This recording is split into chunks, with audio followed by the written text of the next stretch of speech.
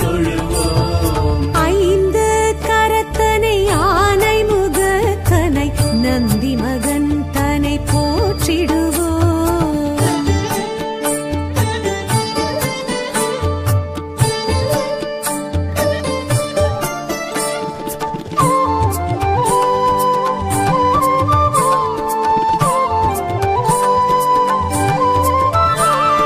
விக்னங்கள் தீர்த்திடும் விக்னேஸ்வரனை விடலை காயிட்டு போற்றிடுவோம். விக்னங்கள் தீர்த்திடும் விக்னேஸ்வரனை விடலை காயிட்டு போற்றிடுவோம். தொட்டது துலங்கிட தோப்பு கரணமிட்டு காப்பு கவசம் சொல்லி வாழ்த்திடுவோம். கணங்களின் அதிபதி கணபதி திருவடி கருத்தினில் வைத்து